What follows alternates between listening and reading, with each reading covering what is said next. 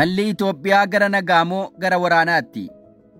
Jeeqama siyaasaa biyya Itoophiyaa furmaatama seenee jiruun uummanni gadadoo arguun inumaa maraan martoo danqaa jeeqamaa keessaa ba'uun itti ulfaate.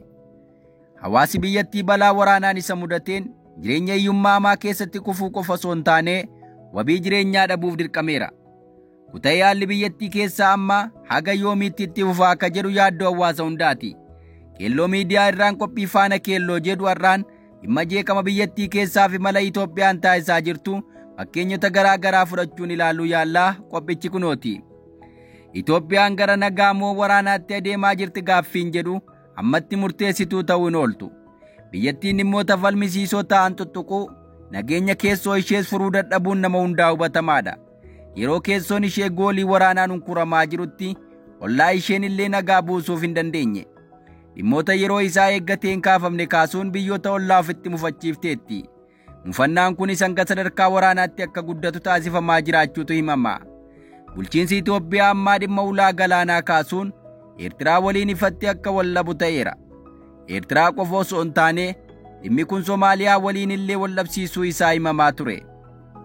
Haalli ulaa galaanaa kanaan osoo jiru waltajjii idil-addunyaa garee biriiksi jedhamutti michoomuun Itoophiyaa biyyoota dippiloomaasii ishee yeroo dheeraa jiraachuu isheef kanneen wabii olaanaa ta'an kanneen akka Ameerikaa itti dallansiisuuf deema.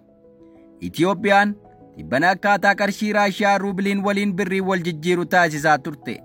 Raashiyaanis jijjiirraa maallaqaa birrii fi ruubilii kamisa darbe galgala ifoomsiteetti. Haalli kun adeemsa maallaqni Ameerikaa doolaarri akka kufu taasisuudha jedhame. Maallaqni ishee utuu kufaa jiru Ameerikaan waan calliftuun fakkaatu.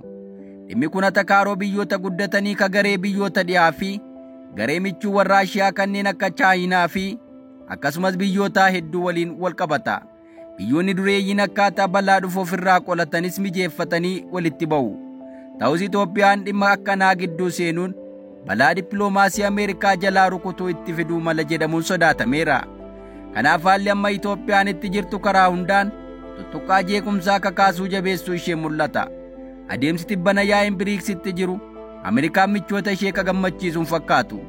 Kanaaf Ameerikaan biyyoota akka maallaqni ishee gabaa addunyaa irratti kufu taasisaa jiran waan dandeessuun adabuuf dirqamti. Biyyi gabaa addunyaa dhuunfattee jirtu ka dhaabbilee akka IMF fi baankii idil-addunyaa keessatti gahee olaanaa qabdu Ameerikaan biyyoota akka Itoophiyaa haala gaarii ta'een garafuun akka salphatuuf namuu ni hubata. Haalli amma biyyattiin irra jiru gama kanaan miidhama hammaataaf kan ishee saaxilu ta'uun hubatamaadha. Gama kaaniin dhimma biyya keessaatti yoo deebinu bara dhufu filannoon akka adeemsifamu dubbatama. Biyyattiin haala nageenya tasgabbaa'aa filannoon keessatti gaggeeffamuu danda'u osoo hin qabaatin ajandaa filannoo deddeemsisuu jabeessiteetti. Wayita lolli biyyattii keessaa hidda gadi fageeffatetti dhaga'ame.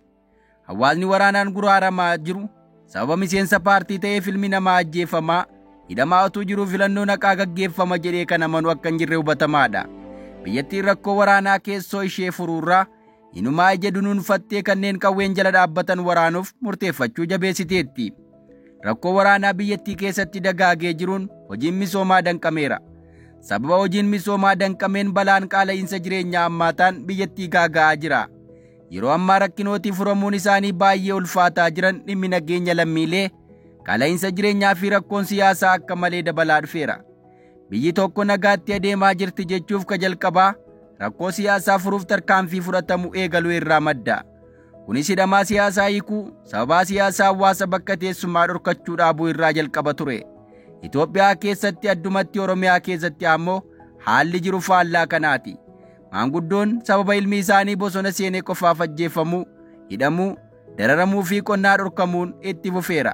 Haala akkanaa yoggaa ilaalamu biyyattiin gara nagaatti osoo hin taane inumaa gara waraana hammaataatti sochii taasisaa jiraachuun nama tilmaamsisa. Qophiin har'aaf qabanne kanan gammaa dhaggeeffattan ture. Qophii faana keelloo torbeen hanga walitti deebinutti nagaan nu tura. Qophii keelloo waliin turtii gaarii.